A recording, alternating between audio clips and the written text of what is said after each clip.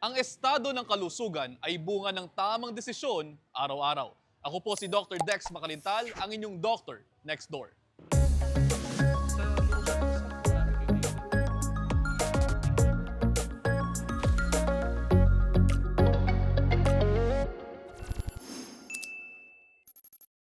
Sa kabila ng modernong panahon, buhay pa rin sa ating kultura ang sinaunang pamamaraan ng panggagamot.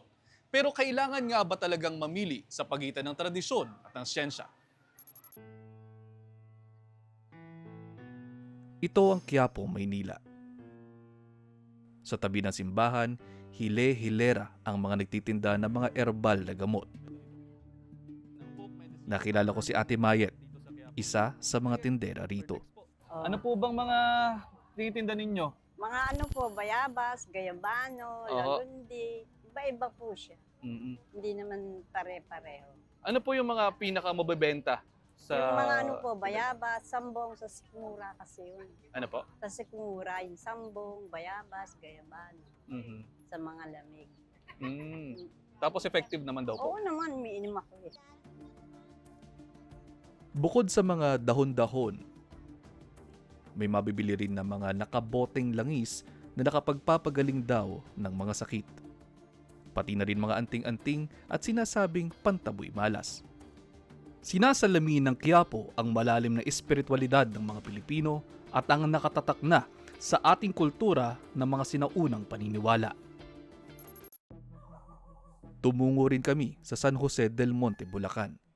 Ang sadya namin doon, si Apo Adman Aghama, isang hilot binabaylan. Agad nagpatingin sa kanya ang kasamahan naming si Reynan na matagal nang may iniinda sa kanyang likod. Hindi na raw siya tinantanan ng sakit sa likod mula ng madisgrasya sa larong basketball. Agad nanguha si Apo ng mga halamang gagamitin niya sa panggagamot. Ang unang ginagawa ni Apo sa mga pasyenteng dumudulog sa kanya ay ang pagtatawas. Sa katutubong panggamutan, kailangan una merong diagnostic, pagtatawas.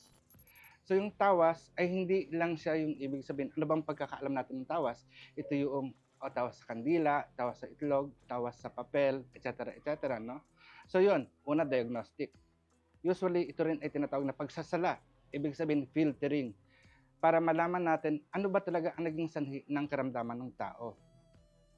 Hindi raw lahat ng karamdaman ng tao ay pisikal. May mga bagay raw na hindi kayang ipaliwanag ng siyensya. So kung karamdaman physical, maaari natin siyang i-recommenda, ay pumunta na kayo sa doktor. No? Dahil kasi karamdamang physical na yan. O kaya, kung karamdamang spiritual, so tayo na ang gagamot nun.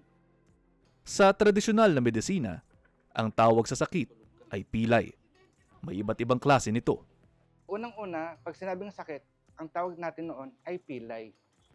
So ang pilay ay merong maraming kategory, no? Kategory. Una, pilay bale, pilay ipet, pilay lamig, pilay hangin, at pilay usog, no? So may 5. So naintindihan natin yung pilay bale, no? Parang nabale, na break. Yung ipet, na ipit ang ugat. Yung hangin, na hanginan at nalamigan. Pero ang pinakamisteryoso raw sa lahat ay ang pilay usog. So, usog. Ito yung very intriguing kasi napakalalim niya. Spiritual illness. So, ang basic na yun ay usog. Ibig sabihin, you've been moved out. Nausog ka. Kumbaga, pag nausog ka, ibig sabihin yung energy mo parang umatras. So, nangyayari yun either pag ang tao ay galit, di ba, parang hindi ka makalapit sa kanya kasi natatakot ka. So, ibig sabihin yung usog ay maaring makuha dahil kasi may takot ka. Or either, usog, unknowingly, hindi mo parang merong something na your energy is very powerful enough to move other souls. Ang usog, karaniwang hindi raw sinasadya. Pero kapag may intensyong makasakit ang isang tao, hindi na lamang basta usog ang tawag doon kung hindi kulam. Iba't ibang ritual ang ginagawa ni Apo sa panggagamot at marami na raw siyang napagaling tulad ng mga taong hindi magkaanak. Nagtuturo rin siya ng katutubong paraan ng panggagamot dito sa Pilipinas at maging sa ibang bansa. Nang tingnan ni Apo si Reynan, napag-alaman niyang mayroong problema ito sa respiratory system. Pero naramdaman niyang may problema rin daw sa pamilya si Reynan na nakakaapekto sa kanyang kalusugan. Bagay na kinumpirma naman ni Reynan. Hininga namin ng opinyon ang isang doktor tungkol sa sinaunang panggagamot. Hindi naman daw ganap na sarado ang siyensya rito. Right now, science is evolving. No? There were certain practices in the olden times na, like for example, acupressure, acupuncture. This is now being studied as another use, no, another treatment for pain, di ba? For example, yung mga herbolarios, they're using herbs. Right now, meron na tayong PITAC, no? Yung Philippine Traditional and Alternative Program with the DOH. So dati wala tayong sa ngayon yan. No? We don't have a department talking about this alternative healing management. Pero kailangan daw dumaan sa masusing pag-aaral bago irekomenda ang isang bagay na nakapagpapagaling. We cannot recommend that which has no evidences. Okay? So kung wala pong ebidensya na ito ay nakakagaling sa mas maraming tao, hindi po natin pwedeng irekomenda yon. Pero babala ni Doc, kinakailangan pa rin ang dobleng pag-iingat. Baka raw kasi sa halip na gumaling ay lalong mapahamak. Kasi may mga iba na gumagamit ng mga produkto or mga gamot, for example, na may problema tayo in terms of yung mga contaminants, na? Or madumi, for example, na pwedeng mag-cause ng infection sa ating katawan. Pero bakit nga ba maraming Pilipino ang nagpapagamot sa mga albularyo? May sagot dyan ang isang sociologist. Una, mahal talaga no, ang magpagamot sa Western medicine. No? So kaya yung mga kababayan natin, doon sila nagpupunta kung saan mas simple at walang bayad, kumbaga. So donation lang. No? At saka doon sila sanay. No? Alam nila kung anong gagawin sa kanila at alam nila at meron sila ng materyales na hihingin o itatapal or gagawin para gumaling sila. So kumbaga familiar, no? Hindi ka natatakot, alam mo, no? At walang bayad. Bukod sa mas praktikal para sa marami nating mga kababayan, nag-uugat din daw ito sa ating kultura. Wala naman talaga ang Western medicine eh. Yung advent niyan kasabay ng colonialism. Nung dumating yung mga Espanyol, doon pa lang talaga yan nagsimula. Pero before, nabuhay tayo ng walang ganan. At tayo mismo ang gumagamot. At syempre, may mga sarili tayong paniniwala at teorya. Pero tayong mga mystical theories tungkol doon sa mga sakit natin. Kaya kaya natin tong gamutin. Sinasalamin din daw ng mga paniniwalang ito ang malalim na espiritualidad ng mga Pilipino. Pero ito'y nakadepende kung ano ang gusto ng kalikasan, kung ano ang basbas ng nuno, no? So may mga ganon. So yung paniniwala ang mas malalim doon. Pag naniniwala ka, nagagaling ka, gagaling ka. Sa huli, tamang balanse lamang ang kailangan na may kasamang pag-iingat dahil wala namang mawawala sa taong naniniwala sa parehong tradisyon at siyensya. Sa ating pagbabalik, isang taong pinatay pero muling nabuhay? Ang kanyang kwento, dito lang sa Doctor Next Door. May mga bagay sa mundo na hindi lubusang maipaliwanag ng siyensya, tulad ng kung paanong ang isang taong namatay na, nabuhay pang muli. Higit 3 dekada na ang nakalilipas pero tandang-tanda pa ni Brother Albert Jimenez kung paano siyang namatay at muling nabuhay. That was 1993. Umattend ako ng isang fellowship activity sa Quezon City. Then nung pauwi na kami nung ka-brother ko, may nakasalubong kaming 4 na kabataan. Yung isa dun sa kabataan na yun, inagaw niya yung suot kong sombrero. Bigla niyang hinablot, hinabol ko siya. Tapos nung malapit na kami, naglabas siya ng balisong. Sinaksak niya ako dito. Nakita ko may sugat ako dito, pero hindi siya nagdudugo. Kaya hindi ko alam kung nasaksak ko o paano. Isinugod sa ospital si Brother Albert at kinailangang operahan. Ang teorya ng doktor, possible daw na nung sinaksak ako, inikot yung balisong sa loob ng tiyan ko. Kasi ang daming internal organs ko yung nadali. And then yung nagkaroon ako ng duodenum laceration, yung 4 na bituka ko naputol. and nagkaroon ako ng internal hemorrhage. Habang inooperahan, may naramdaman daw na tila may mabigat na nakadagan sa kanyang dibdib. Maya-maya, nakakita raw siya ng maliit na liwanag. Dito na raw niya naranasan ang bagay na hinding-hindi niya makakalimutan. Ang nakita ko na lang, nasa harapan ako ni Mama Mary. Nakatingin siya sa akin, yung mata niya kulay brown. Tapos maya-maya, nagisang kulay blue. Yung mukha ni Maria, mukhang, yung hindi mo makikita, ang hirap ikumpara at ang hirap ipaliwanag. Ang sabi sa akin ni Maria noong time na yon, halika sa aking anak na iyong Panginoon at aking Panginoon. Tapos, hindi ko alam kung paano ipaliwanag din yung eksenang nangyayari. Basta unti-unti nakita ko si Jesus, yung buong katawan niya nagliliwanag. Sa mga oras na iyon, idineklara na palang patay ng mga doktor si Brother Albert dahil sa internal bleeding. Pero may nangyaring hindi inaasahan. Dadali na po ako sa morgue. Nagulat si nanay, nakita niya daw po yung kamay ko biglang gumalaw. So nagsisigaw yung nanay ko. Sabi ng nanay ko, buhay pa yung anak ko. Buhay pa yung anak ko. Tapos binalik po ulit ako. Inoperahan ako noon for 12 hours.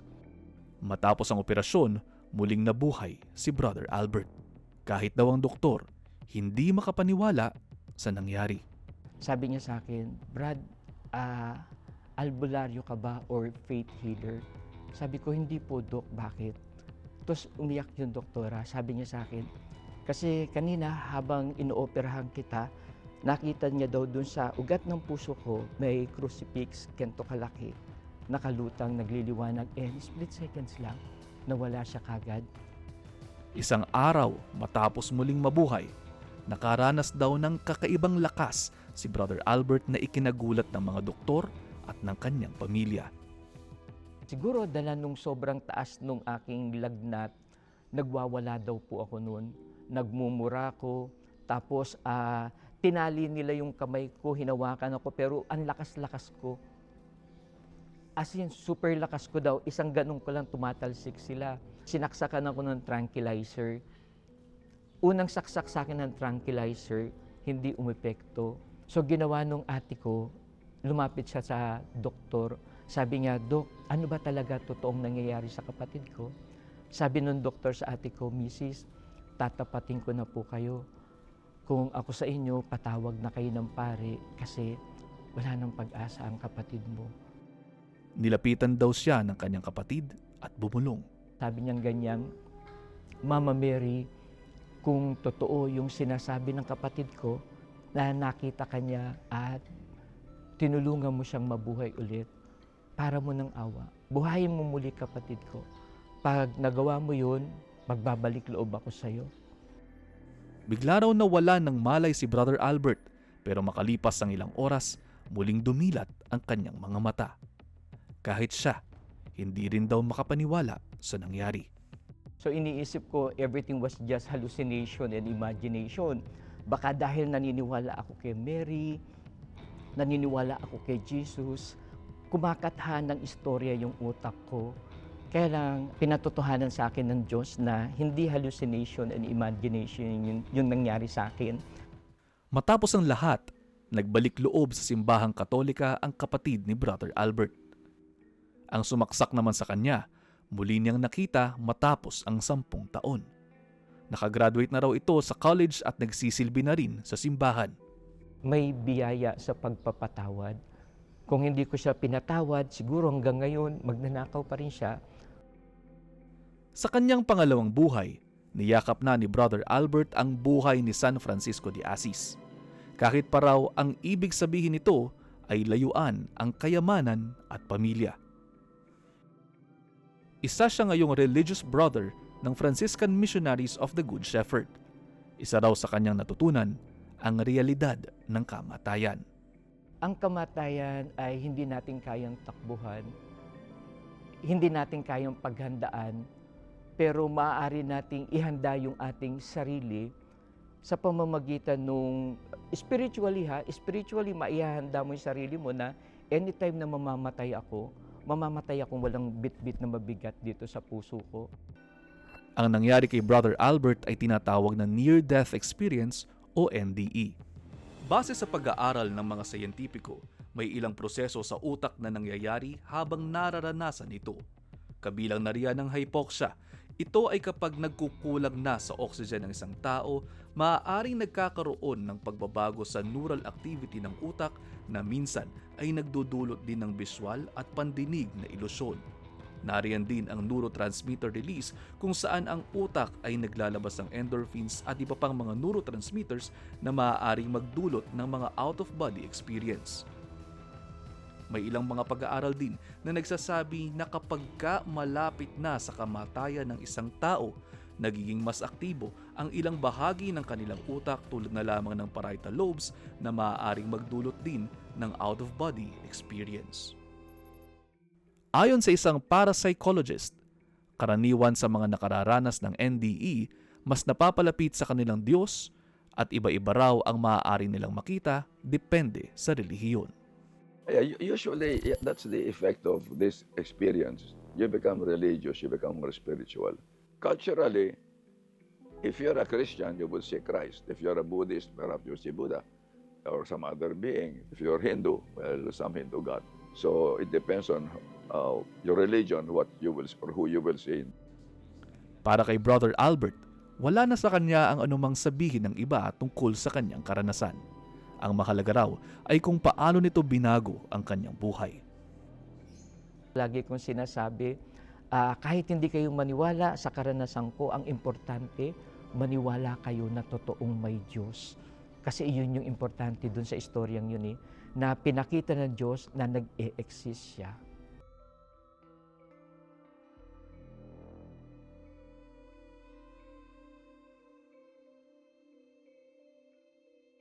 Sa ating pagbabalik, tikman natin ang mga tradisyonal na pagkaing madalas pinagsasaluhan tuwing undas. Pero ang tanong, healthy nga ba? Tutok lang dito sa Doctor Next Door. Nakatatak na sa ating kultura ang pag-alala sa mga yumao nating mahal sa buhay tuwing undas. Pero dito sa bayan ng Naik sa Cavite, isa pang tradisyon na may kinalaman sa pagkain ang nananatiling buhay sa araw ng mga patay. Ang bayan ng Naik sa Cavite, mayaman sa kultura at kasaysayan, hitik din sa likas na yaman. Masagana ang ani ng mga palayan dito kaya ang ilang produktong ipinagmamalaki ng bayan may kinalaman sa bigas. Nagisnan ko na kasi talagang hinahati nila yung harvest talaga ng mga magsasaka. Talagang may harvest na for mga bigas, may harvest na talagang for undas. Puro malagkit yun. Tuwing undas, nakaugalian na nilang magluto ng iba't ibang kakanin kapag nangangaluluwa. Dito naman, pag undas, yun, mga kaluluwa naman ang sinasabi. Mga ngaluluwa kami, so para makaipon kami ng suman, ng mga malagkit, yun ang nangyayari. Imbis na money, talagang malagkit ang bibigay. Nandito tayo ngayon sa Naik Public Market kung saan ibinebenta ang mga kakanin na inihahanda raw madalas tuwing undas. Samahan niyo ako, tara, kain tayo.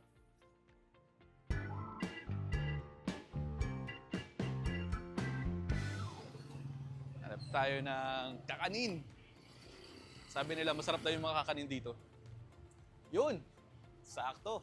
Ate, Hello po. kumusta po? Okay naman po. Ay, kuya. Alin dito yung mga madalas na kakanin na binebenta o binibili ng mga kababayan natin tuwing undas? Ito alikaya. Alikaya. Kalimitan din niya binibili. Madalas binibili din to. Oo. Ano naman to? Malagkit Anong din. malagkit din? Oo, na may latik nyug na inano naman. Sinangag. So ito yung alikaya. Tatry natin. 25 pesos ang isa? Lalo. O dalawa. 25 pesos, meron ka ng dalawa nito.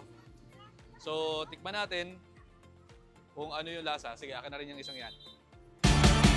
Tikman natin. Nandun yung tamis, nandun yung kanin. Sinasabi nga nila na pagka daw nangangaluluwa, nagbibigay ng mga ganito para bilang alay sa mga kaluluwa na o sa mga yumao na. Masarap. Ayun, kay Nanay Nelia. Nanay, Good morning balita ko po. masarap yung palitaw nyo. Yan. Palitaw Opo. nga po ba o palutang? Ano pong tawag dito? Parehas lang po. Sabi sa akin, mabenta daw to lalo pagka undas. Opo. Tama. Bakit po kaya? Araw po ng mga kakanin yun eh. Yan po yung pinapang-alay. Pinapang-alay sa... Tsaka po yung alikaya. Pinapang-alay po sa... Yung sa mga patay. Sa mga patay. Mga kaluluwa. Sige, tikman na natin tong palutang ni Nanay Nelia. Balita ko, isa daw to sa masasarap dito sa Naik eh. O, tikman natin. Para sa inyo. Masarap nga. Nako, sana naririto kayo at natikman ninyo. Okay, iuwi ko na to. Magugustuhan to ng mga kapatid ko. Gusto nyo? Nandito na rin naman ako sa Naik, inalam ko na kung paano ba gawin ang mga kakanin na ito.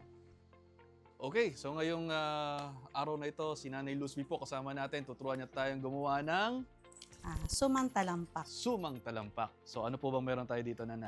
Meron pong malagkit. Malagkit? Opo. Okay. Need po natin yung ibabad po ng magdamag. Magdamag. So nababad nyo na to? Ito po yung Ito kapag ka binabad na natin. Opo. Ang malagkit na binabad overnight sa lihiya, kailangang ibalot sa dahon ng saging bago lutuin. Yung sekreto po ng makunat na suman ay higit na higit yung pagkaka. Ganun pala. Meron po kasi hindi po makunat magawa kasi maluwag yung tali nila. Yan. Nasa tali pala. O yan ang tinuro ng aking lola, pamana ng lola. Ako, nung bata pa ako, taga-tali na ako ng lola ko. So itong recipe na ito ay mana-mana pa. Opo, mana po yun sa lola. Opo. So ito na ang ating sumang talampak. Ito ay ating isasalang, no, hanggang sa ito ay maluto. Tinawag siyang sumang talampak dahil ibig sabihin ng talampak sa Naik ay magkayapos. So ito daw ay simbolismo din na parating magkayapos ang mag-asawa dahil ito rin yung unang pinapakain sa mga mag-asawa nung unang panahon. Yan po ang ipapakain bago pumasok ng pintuan ng bahay. Para daw po sila maging malagkit ang pagsasama, gano'n. Yung mga magkatuwang sila, ganyan. Kaya magkayapos. Sa pagka ako po'y kinasal, magpapagawa ko ng ganito sa inyo. Opo, sige po. At ako po Ayan. magsusubo sa inyo. Ayun pala, ganun. Ng inyong kapartner. Sige po. Opo.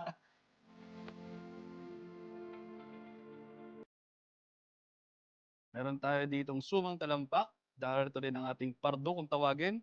Sa iba ay muscovado. At meron tayong murang niyog. Yun, the perfect bite.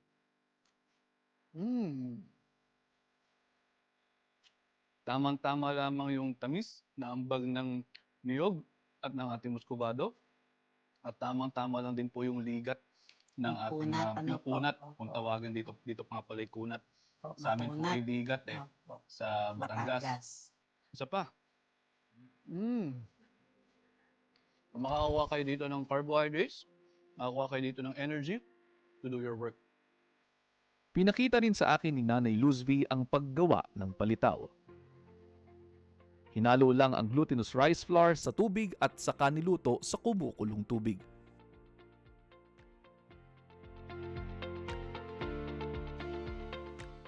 At narito na po ang ating isa pang produkto. Ito po ang ating palitaw.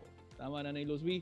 No, dahil ito po ay lumilitaw pagkatapos po siyang ilubog Sa kumukulong tubig. Ating palitaw ay ang ating glutinous rice. Meron din po tayo ditong asukal at binudburan din natin ito ng sesame seeds. So ang sesame seeds, meron po tayong omega-3 fatty acids. Siyempre nariyan ang asukal, nariyan po ang carbohydrates. Meron po tayong enerhiya na makukuha dito. Itinuro din sa akin ang pagluluto ng alikaya. Pinainit muna ang gata at saka nilagyan ng asukal at food coloring. Sunod ay ihahalo ang sinaing na malagkit hanggang maluto. So ito na po ang ating finished product, Nanay Luzvi. Ito po yung ating Alikaya. alikaya. At ang alikaya po ay usually dito po sa Naik, ang ginagamit ng bigas ay ang tinatawag na pirurutong. Ang pirurutong kasi ay doon sa cycle ng paggawa nila o ng pag-aani nila, saktong-sakto sa undas. So ano pang ginahantay natin? Kapag meron tayo finished product, ang dapat dito, tinitikman. Diba, Nanay? Oh, ayan. The perfect bite. Ayun o. Maligat, manamis-namis, naroon yung crunch ng latik, damdam natin, syempre din ang pagmamahal na ibinuhos dito ni Nanay Luzby. Tikman nyo.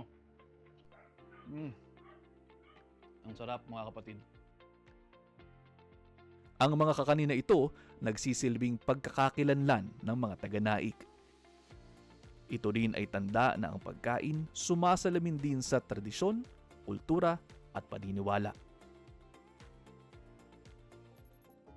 May mga sinaunang paniniwala tayo na nakatatak na sa ating kultura. Pero hindi natin kailangang baliin yan habang binubuksan ng isipan sa makabagong kaalaman. Hanggang sa muli, ako po si Dr. Dex Makalintal, ang inyong kaagapay sa kalusugan. At ito ang Dr. Next Door.